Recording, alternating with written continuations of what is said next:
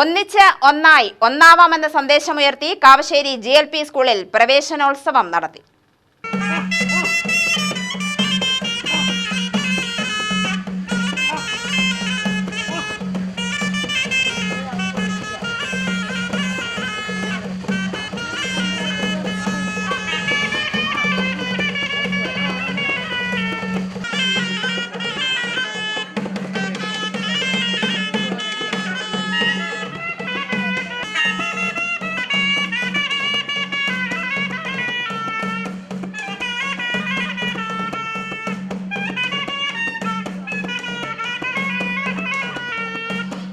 ഗ്രാമപഞ്ചായത്ത് president C Ramesh Kumar പ്രവേശനോത്സവം ഉദ്ഘാടനം ചെയ്തു.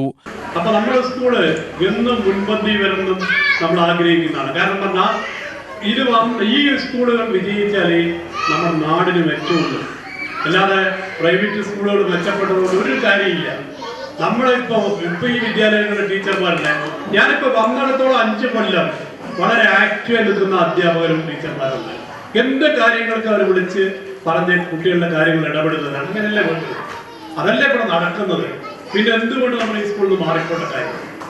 ഞാൻ പറഞ്ഞ ഈ സ്കൂൾ മാറിയിട്ട് ഓരോ സ്കൂളിലേക്ക് പോയിട്ട് എന്താണോ നിങ്ങൾക്ക് കിട്ടുന്ന ഗുണം നിങ്ങളെന്ന് ആലോചിക്കും.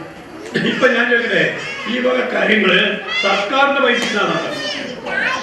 അല്ലാതെ പ്രൈവറ്റ് ആയിട്ട് ഒരു ടീച്ചർ ചേർത്തിരുന്ന 40 ലക്ഷം 30 ലക്ഷം വാങ്ങിക്കുന്ന പൈസയല്ല. ഇത് നമ്മുടെ ഗവൺമെന്റ് നിങ്ങളെ പോലുള്ളവര് ടാക്സ് അടച്ച പൈസ എന്നാണ് നമ്മുടെ ഈ കുട്ടികൾക്കുള്ള ഈ സാധനങ്ങളെല്ലാം മാറ്റില്ലേ. അതിന്റെ വലിയ നേട്ടങ്ങളല്ലേ. നമ്മുടെ ഇന്നത്തെ സ്കൂൾ നിലനിൽക്കണ്ടേ.